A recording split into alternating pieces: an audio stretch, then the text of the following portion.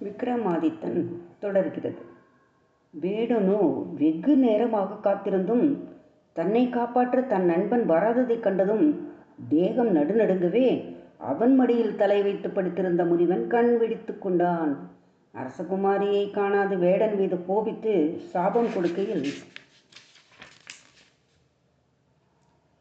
முனிவனின் காலிலே வேடன் விழுந்து நடந்ததை தெரிவித்து மன்னிக்கும்படி வேண்டினான்.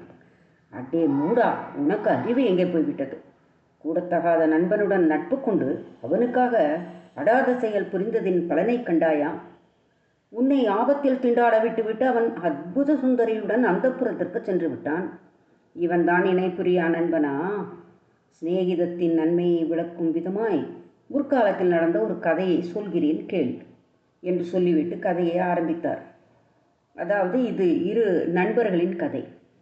சரையு நதி தீரத்தில் பிரம்மாபுரி என்ற பட்டணத்தில் ராஜகுமாரனான சன்மார்கனும் மந்திரி குமாரனான குணபத்ரன் என்பவனும் உயிருக்குயிரான சிநேகிதத்துடன் இருந்து வந்தார்கள். அவர்கள் இருவருக்கும் விவாக வயது வந்ததும் சோழ தேசத்து ராஜனான குசனின் குமாரி சுரதவல்லியை ராஜகுமாரனும் கலிங்க தேசத்து ராஜகுமாரியை மந்திரகுமாரனும் மணந்து கொண்டார்கள். பிறகும் அவ்விரு பெண்களும் தங்கள் தாய் வீட்டிலேயே இருந்து வந்தார்கள். ராஜகுமாரனும் மந்திரிகுமாரனும் ஒரு நாள் தங்கள் மனைவிமார்களை தாய் வீட்டிலிருந்து தங்கள் நாட்டிற்கு அழைத்து வருவதற்காக சோழ தேசம் புறப்பட்டு சென்றார்கள்.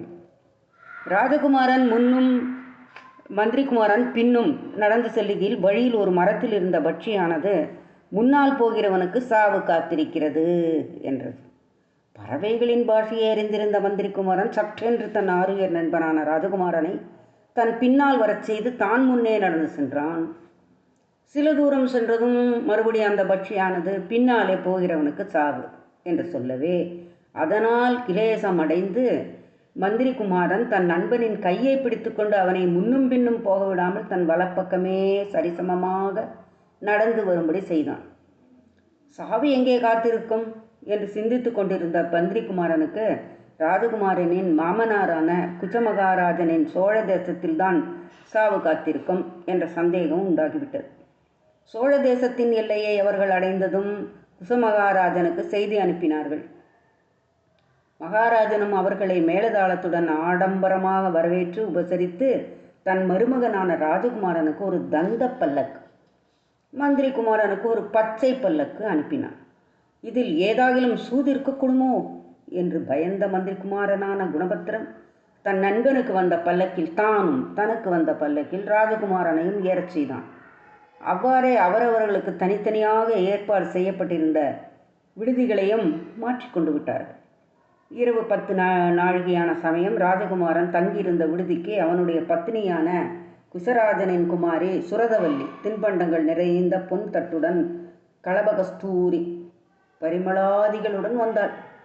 மந்திரிகுமாரன் குணபத்திரனோ பட்சி சொன்ன வார்த்தையை மனதில் நினைத்து கொண்டவனாய் ராஜகுமாரனின் அறையில் இருட்கதவில் மறைந்திருந்தான்.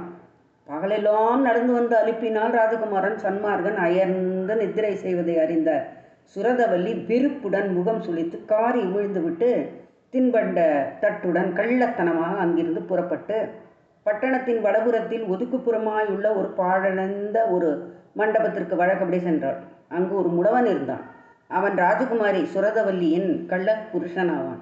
விகார வடிவமான அந்த முடவன் மீது சுரதவல்லி அலாதியான மோகம் கொண்டிருந்தாள். அன்றைய தினம் நேரம் கழித்து வந்ததற்காக அந்த முடவன் சலித்து கொண்டு, ஏனடி இவ்வளவு தாமதமாய் வந்த